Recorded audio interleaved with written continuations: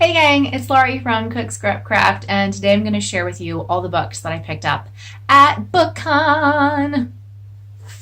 So I stood in line to get an autograph from Lindy West, who's the author of the book Shrill. And if you don't know, and the book tells you, it's now a series on Hulu, which I started watching before I went to BookCon. Not because I knew that Lindy West was going to be there. I just thought it sounded like a really interesting show, and it's got that girl in it who I can't remember her name, but she's on SNL. So I wanted to give it a shot and kind of see what it was all about. I'm a couple episodes in. It's very real, almost to the point where sometimes I'm like, what is this character doing? Why are you, stop, just don't. But as annoying as that is, I know that that's how real people are. Real people make stupid decisions. And so that's what I'm kind of watching happening in this show. Anyway, so Lindy West wrote Shrill. I got her autograph and a copy of this book for free. So thank you so much. Look at that. Pretty awesome. She has a new book coming out, though, called The Witches Are Coming. So now that I know that she wrote this book and I know what the series is about, I'm really excited to check out when this book, what this book is about. It's coming out in November 5th. And it's supposed to be a incisive look at how patriarchy, intolerance, and misogyny have conquered not just politics, but American culture itself. So definitely put this one on your to-read list. Start with this one. Go to this one. Yay! The very first line that I stood in at BookCon actually was giving away 2 arcs. So the first one I picked up was Meg Cabot's No Judgments. This is a book about a woman who leaves New York to go to Florida, looking for an escape. And then a hurricane comes along, and instead of leaving, she stays there, weathers the hurricane, and ends up helping pet owners who I guess are rescuing their pets, or the pets that have been left behind by owners who did leave because of the hurricane. It sounds interesting. I mean, I didn't have any idea what I was picking up when I stood in the line. I was just like, hey, free books. But I do know Meg Cabot. I've actually never read anything by her, but I know of her. So this will technically be my first Meg Cabot book. It comes out September 19th. So if you are a fan, definitely put this one on your to-read list, and I'll have a review up soon. The other book that was also part of that 2-book arc giveaway. And both of these are, this is from William Morrow and this is from Avon Books, but they're both imprints of HarperCollins. So the booth that I was waiting in line at was HarperCollins. This is called Get a Life by Chloe Brown, and it's about a woman who is basically trying to get a life. She's described as a computer geek.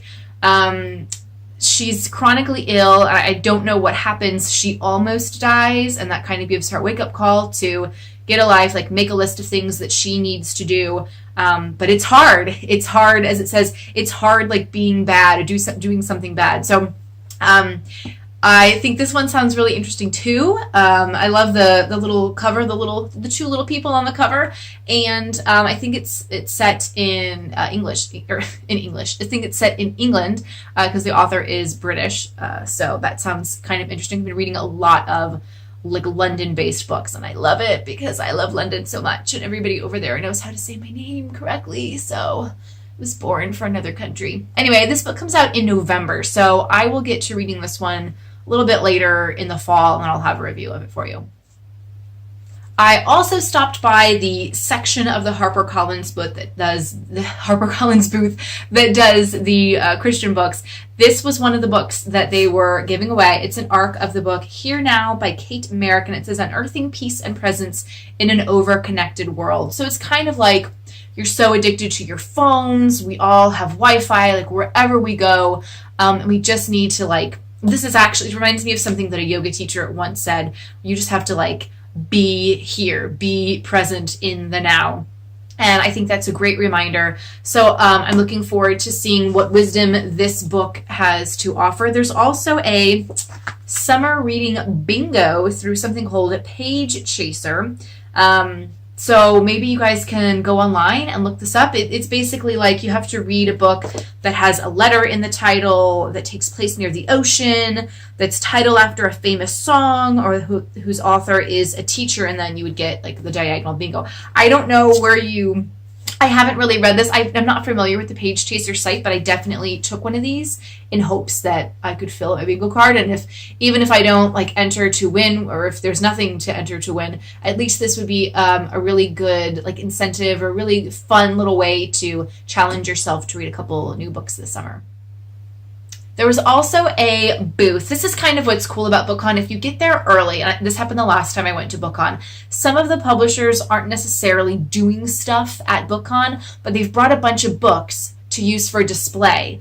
And then they don't want to schlep all those books back to the office, so they just give them away. And if you happen to be walking by, they're like, here, have some books. And you're like, sure, totally.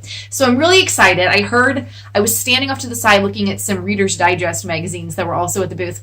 And I heard someone say, oh, this is a cookbook about gluten-free cooking. And I went, oh, hello. It's Nilvana Nardones or Nardones. I actually don't know how to say her name. But it's her Cooking for Isaiah cookbook, which came out like, I don't know, probably almost 10 years ago. It's gluten-free and dairy-free cooking, which is perfect for my family.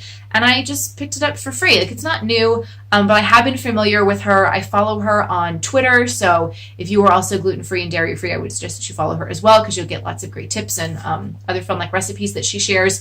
The pictures in this book look amazing. Obviously, they're food pictures, it's food porn, but I was looking through all the recipes and they also seem really, really easy, which is so important when you're cooking with special diets. Sometimes, like, I don't want to go to like special health food stores and buy all this weird stuff that I'm only going to use like a tablespoon of, and then I'm never going to make the recipe again because it actually wasn't that good and it was very time consuming to make, and I don't have that kind of time. This stuff seems really, really easy, and it also seems like stuff that my daughter will eat. She's 3 and she's very picky right now, but I'm very optimistic that I will get her to eat things from this cookbook. So I'm looking forward to cooking my way through Cooking for Isaiah. And I picked up one more book for myself. I also got 2 children's books for my daughter. One was a Peppa Pig little mini look and find book, which she loves because she loves Peppa Pig. You had to spin a wheel and then you got to pick one of the books. I can't remember the publisher of that one at the moment, like Independent Publishing Group or something like that. And then there was another publisher that had another spin the wheel, and I won a free picture book, and it's called Race. It's by Sue Fleiss, I believe. I would show you the pictures, but my daughter's napping in her room, and that's where the book is right now. But it's really, really cute, and my daughter loves race cars, too. And it's all about this, you're taken through a race with these cars, and they're going through all these different obstacles, and you're kind of like, that looks like a garden hose, that looks like a bird bath. And then the last few pages, it is a garden hose, it is a bird bath, because it's all this little boy playing out the race with his race cars in the backyard. It's really cute. And my daughter loves it. She's been requesting to read it before bed every night. So those are 2 books that I picked up for her. BookCon is actually really great for the little ones. Not that I have brought my daughter with me, because I know she will hate waiting in line, and BookCon is very line waiting heavy, unfortunately. But they have it's called Family Headquarters, and like John Cena was there reading a book. They had Peppa Pig appearances. I think somebody else was there too. So it's just kind of like fun coloring pages, just a little, they did a Sesame Street thing there this year. So just kind of a fun place if you are traveling with younger kids to go to BookCon. They have their own place where they can kind of hang out, and maybe one parent can be with the kids in Family Headquarters and the other one can be waiting for half an hour, 45 minutes in a line. Because yes, you do wait in lines like that. And I wait in lines like that for Book Expo, but I don't know, they felt like much longer, especially because BookCon for me, I only did one day. And so I just felt like, oh my gosh, am I missing out on so many other things waiting in these lines? But I don't know. I guess they were worth it. I got Anna Martin's autograph. She's the author of The Babysitter's Club and The Babysitter's Club Little Sisters books. And I waited in line for Tegan and Sarah. I pre-ordered their new book, High School, which is a memoir. It comes out in September. So I can't wait to get that one in the mail. It was expensive to pre-order though, man. And they made me pre-order it. I got a free ticket to get their autograph, and then I had to pre-order the book. And I should have done it. I should have pre-ordered on Amazon while I was waiting in line and then been like, I already got it, because it was 50% cheaper on Amazon to pre-order. But anyway, Tegan and Sarah need the money, I guess, right? The last book I picked up was The Secrets We Kept. It's all about women secretary spies. It sounds really interesting. They had a cute little display with an old-timey typewriter, and we all entered to win it. I don't know what I would do with a typewriter, so I kind of hope I don't win. But I picked up an arc of the book. It comes out in September. It's published by Knopf. And it just sounded really, really good. It's one of those things where, like, I was kind of walking. It was like 5 o'clock. The show was ending. They started turning the lights off on everybody, even though the show is supposed to be open until 6. And I just saw this very short line of people waiting for this book. And I was like, oh, I'll stand in line and wait for this book. Sure, of course. And I was surprised that it's actually one that I am really excited to read. It's like women spies.